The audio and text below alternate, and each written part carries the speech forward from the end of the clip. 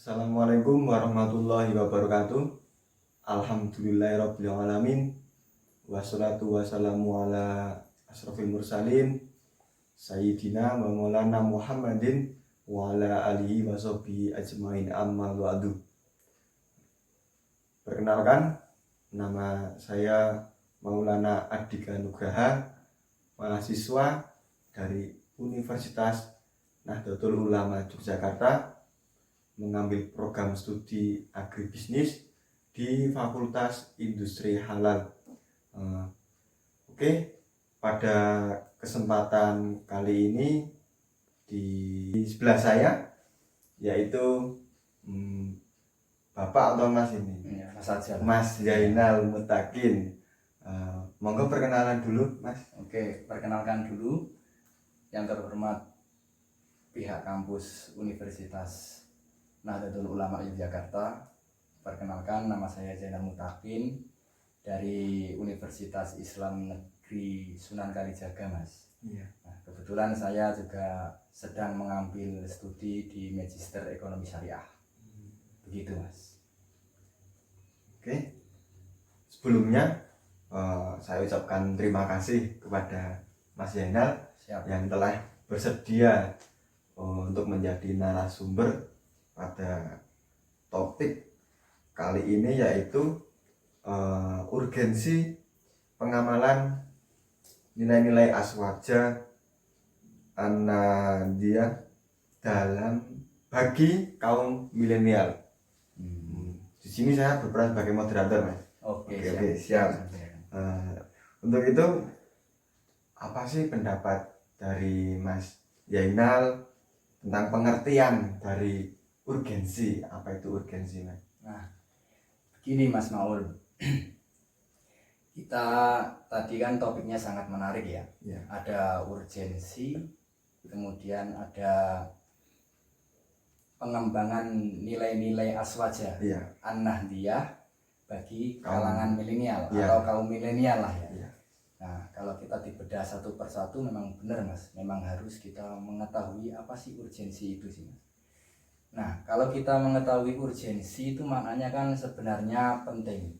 Apa itu urgensi? Nah, urgensi itu kan kalau di bahasa Inggris kan seperti sangat urgent sekali gitu, Mas. Berarti kan harus segera diselesaikan. Pada dasarnya kan seperti itu. Dalam konteks ini, kita itu setidaknya sebisa mungkin harus mengatasi masalah ini, Mas. Dengan segera? Iya, makanya oleh karena itu urgensi ini kita maknai sebagai sesegera mungkin harus kita selesaikan masalah tersebut. Seperti itu, Mas. Ya, pada dasarnya sih urgensi itu memiliki makna kepentingan untuk segera diselesaikan. Ya, maknanya sih kalau kita punya kepentingan misalkan nilai-nilai aswaja tadi, ya intinya harus diselesaikan dengan cara apa ya nanti mungkin kita jelaskan lagi gitu. Kita ya perlahan-lahan seperti itu. Untuk yang pertanyaan yang kedua, menurut Mas Zainal tuh nilai-nilai aswaja an-nadhiyah itu apa saja sih? Ada beberapa nilai apa aja? Oke, nilai-nilai aswaja ya, Mas ya. Kalau kita kan aswaja itu banyak, Mas. Semua golongan ataupun Islam itu juga banyak, Mas. Dan mereka itu mengakui bahwasanya adalah mengakui sebagai ahlu sunnah wal jamaah. Tapi kita sebagai kalangan Nahdliyin itu kan otomatis secara tidak langsung itu merupakan organisasi terbesar di Indonesia. Ya, termasuk Muhammadiyah. Tapi kalau Nahdliyin itu adalah Nahdlatul Ulama. Nah, pada dasarnya, Mas, nilai-nilai apa tadi? Aswaja. Nilai-nilai aswajanya itu ada 4. Itu ada kayak tawasud yang berada di tengah-tengah, kemudian tawazun itu seperti seimbang, kemudian ada tasamuh itu berada di toleransi, kemudian ta'adul yang berarti adil.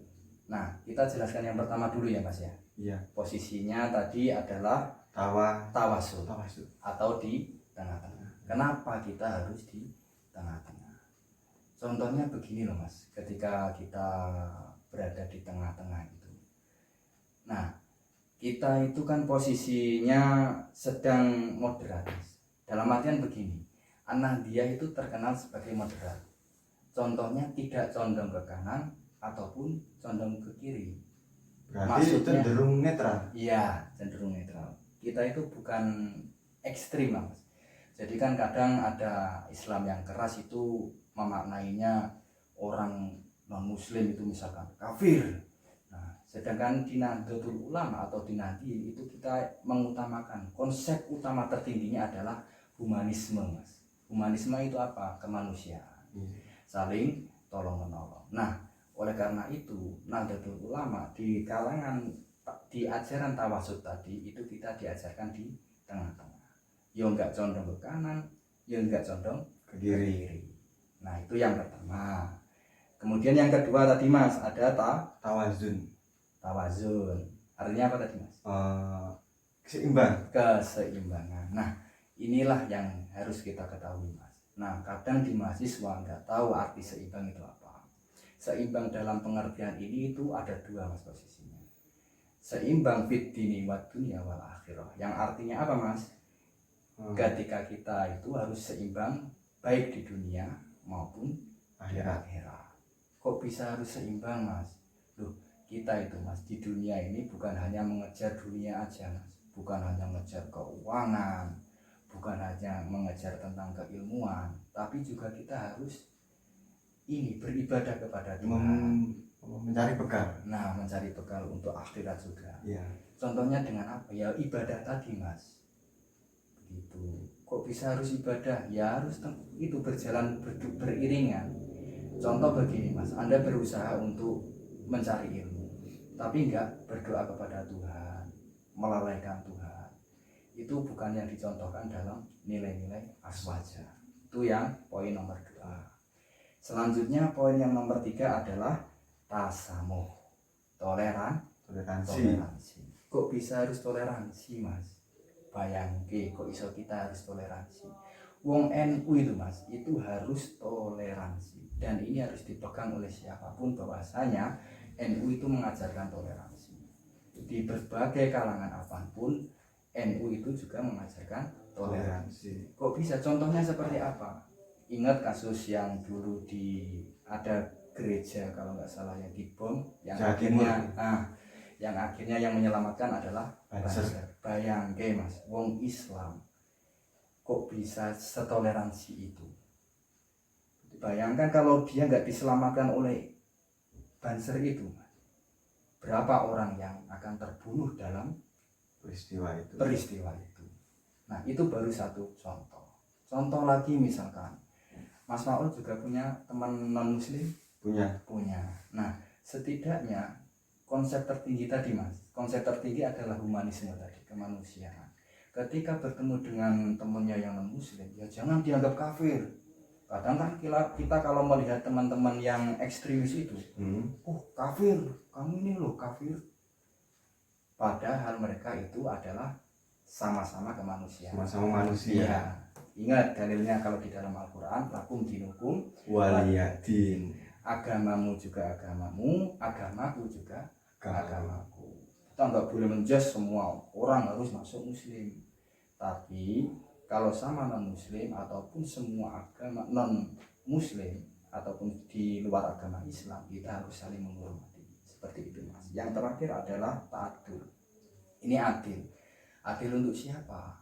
Adil untuk keseluruhan Mas. Contohnya seperti apa? Ketika sampean lihat sila Pancasila, itu kan termasuk ada di sila kelima. Keadilan sosial bagi seluruh rakyat Indonesia. Kok bisa harus adil Mas? Bukan hanya kepada Islam toh, tapi harus semuanya. Kepada umat beragama, kemudian orang yang gak kita kenal pun kita harus berbuat adil. Jangan sekelompoknya doang Mas. Kadang kan fenomenanya yang sekarang ini Mas, kalau dilihat itu kan rata-rata adil, harus adil untuk muslim, padahal muslimnya kan hanya seseorang itu aja, kelompoknya dia, padahal muslim itu kan banyak, ada NU, ada Muhammadiyah dan lain sebagainya. Seperti itulah Mas, kurang lebihnya. Setelah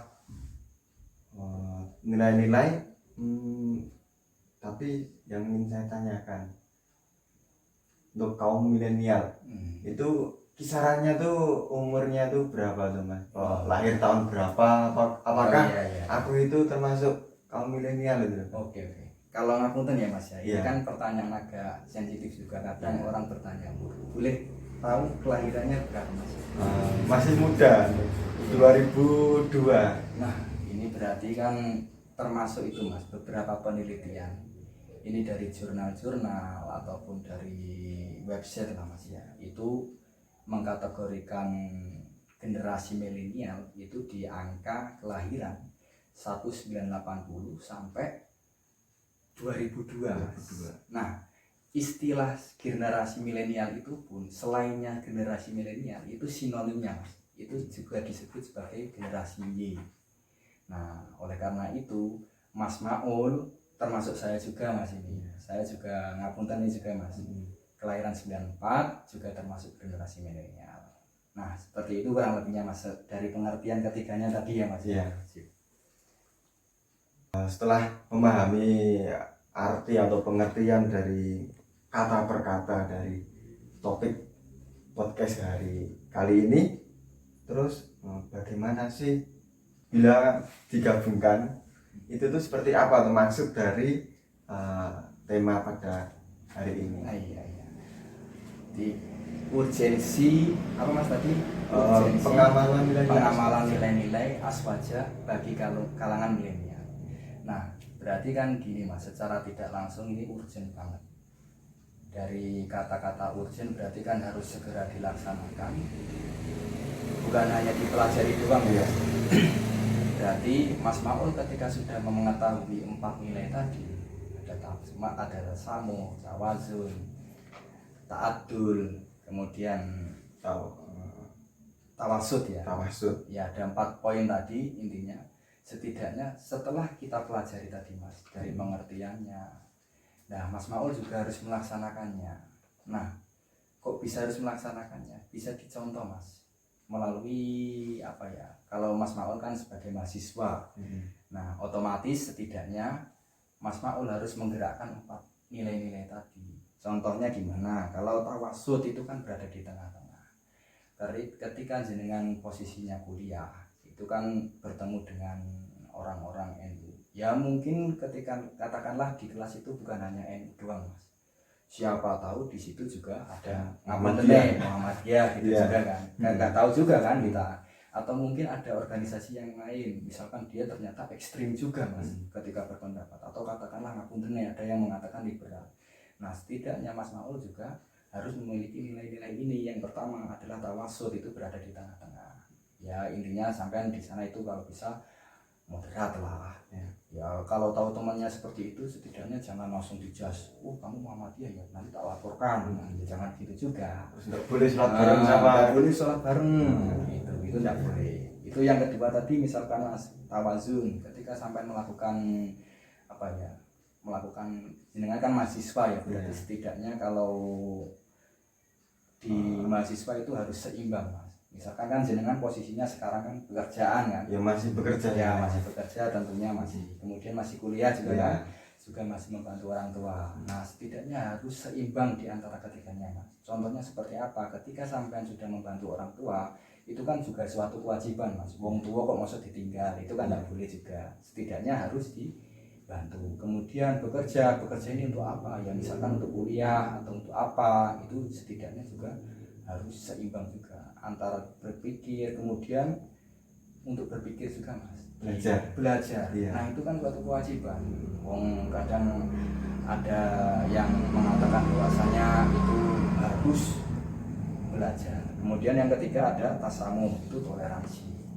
jenengan kalau di sana itu ketemunya, misalkan Mas di dunia pekerjaannya sampean, ternyata ketemunya bukan hanya orang Jawa biasanya. Orang Jawa Mas. Ada orang Dayak, orang Dayak misalnya. Batak dan lain sebagainya lah. Banyak banget. Nah itu harus toleransi Mas. Misalkan berbagai suku, budaya, ras, setidaknya Anda harus belajar toleransi. Dan yang terakhir adalah adil. Kepada siapapun Mas Maul itu harus adil. Misalkan Mas Maul memimpin suatu organisasi, kalau enggak di masyarakat di rumah ya Mas ya. Ternyata jenengan itu keterima sebagai ketua Karang Taruna. Setidaknya jenengan itu harus adil lah di situ. Bukan hanya menyudutkan satu orang, dua orang, tapi rangkulah mereka. Jadi mengayomi. Itulah sifatnya. Seperti itu. Oke, cukup baik sekali. Iya, seperti itu. Nilai Aswaja itu. Iya. Nah, jadi saya ingin menanyakan sekali lagi atau beberapa kali lagi lah. Iya, boleh. Nggak apa-apa kan? Boleh, silakan. Terus bagaimana sih cara untuk menanggulangi solusi atas urgensi dalam pengamalan nilai Aswaja dalam bagi generasi milenial itu gimana? Iya. Nah ini mungkin tadi lebih ke sampean ya Mas. Iya. Jadi untuk teman-teman generasi milenial ketika mendengarkan podcast ini ya harapan kami Mas Maul ya, kita berdua kan kami harapan kami setidaknya setelah mengetahui dari pengertian, dari contoh-contohnya tadi saya contohkan seperti Mas Maul, harapan kami ya setidaknya 4 poin tadi itu digerakkan lah Mas Maul. Entah nanti di masyarakat itu utamanya yang paling penting kan setelah kita menjadi mahasiswa kan terjun ke masyarakat. Nah itu praktekkan 4 poin tadi Mas. Nah itu solusinya bagaimana? Ya kita sebagai insan ya Mas ya, kan kita tidak luput dari dosa, tidak luput dari salah. Nah itu ya mulailah pelan-pelan menggerakkan 4 poin itu. Mungkin dari keluarga terlebih dahulu Mas. Kalau dari keluarga sekiranya menerima dengan pendapat itu, naiklah lagi ke masyarakat. Mungkin ke RT dulu atau RW atau enggak ginilah ke teman-teman kalangan muda di sana. Sesama generasi milenial. Iya, kan siapa tahu jenengan kan kalangan teman-temannya masih banyak. Misalkan teman kelas kah, ataukah teman nongkrong ngopi-ngopi di rumah, ataukah teman apa gitulah. Seperti itu Mas Maul. Ya intinya bertahap dulu. 4 nilai itu dilaksanakan secara bertahap, baru nanti secara skala besar. Berarti yang paling terpenting itu harus dipraktekkan ya, tidak hanya sekedar belajar. Nah itu Mas, soalnya gini Mas, kita hanya belajar tanpa mempraktekkan, itu sama halnya ilmu kita sia-sia loh Mas. Jajal bayangin, sampai sinau sampai S3 Mas, belajar sampai S3, tapi sama sekali tidak pernah mengamalkan ilmunya. Jajal bayangin ya Mas, sia-sia. Bayangin, ketika kita sudah mengamalkan seperti itu Mas, misalkan saya belajar sampai S3 ataupun Mas Maul lah katakanlah ya, kita aminkan semoga saja, amin ya gitu kan, ternyata bisa sampai kuliah S3. Nah kan harus mengajarkan juga Mas, supaya apa ya, kita kalau belajar agama dulu kan supaya ilmu kita mengalir terus Mas. Kita ngajarkan kepada murid kita, kemudian murid kita mengajarkan kepada terusnya. Nah itu kan menjadi pahala ketika pun kita sudah meninggal nanti. Seperti itu Mas. Terus kita lepas dari topik lah. Terus kalau di tempat pengabdiannya Mas di mana tadi? Iya, saya kebetulan ngabdinya di RSP Mas, atau di kepanjangannya itu Rumah Singgah dan Belajar Diponegoro, yang masih miliknya juga Yayasan Pondok Pesantren Pangeran Diponegoro. Dan kebetulan juga yayasan kami ini itu Mas, miliknya Nahdlatul Ulama juga. Jadi kan sesuai dengan judulnya, sesuai cocok Nahdliyin lah. Iya, seperti itu. Gimana Mas? Itu bagaimana cara penanganan anak-anak tuh? Langkah-langkahnya tuh gimana? Iya Mas. Oke. Ini mungkin gini Mas, ada 4 tadi kan ya? Iya. Ada tawasud, tasamuh dan lain sebagainya lah. Iya. Nah, ini kebetulan saya mengabdinya untuk anak-anak jalanan. Dan oleh karena itu, kalau praktek yang saya lakukan Mas, itu kan kalau dari tawasud sendiri lah ya, kita tawasud ke tengah-tengah. Kan kalau dilihat dari anak-anak jalanan itu biasanya kan latar belakangnya berbeda-beda. Memang secara pergerakan itu biasanya saya dibantu sama ketua saya, Mas. Tapi saya juga mengetahui dari pertanyaan-pertanyaan teman-teman. Nah, itu di tengah-tengahnya itu kan kita maksud dari tawasud itu kita itu ya juga itu harus berada di tengah-tengah dalam artian latar belakang mereka kan berbeda-beda. Jadi setidaknya kita harus menguasai dan bisa merangkul lah nanti. Nah, itu nanti bersinergi dengan yang poin keempat. Itu kan ada ta'adul gitu. Nah, ta'adul itu adalah adil. Ya adil nanti harus merangkul semuanya. Kemudian ada juga yang tasamuh ya Mas ya, yang toleransi juga. Nah, di anak-anak jalanan kan mereka itu mempunyai latar belakang berbeda, kadang budaya yang berbeda, juga pikiran yang berbeda-beda, dan mereka itu kan kadang diajak berpikir seperti kita kan belum tentu mau, Mas. Belum tentu mau karena mereka mempunyai pendirian sendiri. Nah, itu toleransinya ya kita harus toleransi kepada mereka. Toleransinya ya kita menghormati mereka. Nah, maunya seperti apa sih? Nanti kita wadahinya seperti apa? Ya tergantung. Kadang ketua kita itu misalkan, nah ayo ada gerakan ini nih, ayo kita kerjakan kepada mereka. Nah, itu toleransinya. Tapi tetap semua anak akan dilibatkan, baik dari suku ras yang berbeda atau budaya yang berbeda, kita ajak semuanya, kita rangkul. Kemudian ada tawazun, itu seimbang. Nah, makanya kita harus seimbang di antara mereka. Ya mereka kita ajarkan, kalau di sini itu Mas yang minat kayak Mas Haji. Belajar ngaji? Iya, sama belajar ngaji, kadang ada belajar SH, kemudian juga belajar pendidikan umum. Seperti itulah Mas. Jadi lengkap sudah kita lakukan semuanya dari konsep nilai-nilai aswaja an-nahdiyah tadi. Seperti itu Mas. Luar biasa. Iya. Oke. Terima kasih. Terima kasih pada Mas Zainal telah sharing atau bergabung dalam podcast kali ini. Jadi dapat kita simpulkan bahwa urgensi pengamalan nilai aswaja an-nahdiyah bagi kaum milenial itu ada 4 poin, yaitu tasamuh, yaitu tengah-tengah, tawazun yaitu seimbang, tasamuh toleransi, dan ta'adul atau adil. Namun hal ini dapat kita lakukan bukan hanya sekedar kita hanya belajar, namun kita harus mampu mempraktekkannya dalam kehidupan sehari-hari. Nah, itu kan urgensinya. Di situ kita harus sebagai generasi milenial harus peran aktif lah. Sekian dari podcast kali ini, kurang lebihnya mohon maaf. Wassalamualaikum warahmatullahi wabarakatuh. Waalaikumsalam.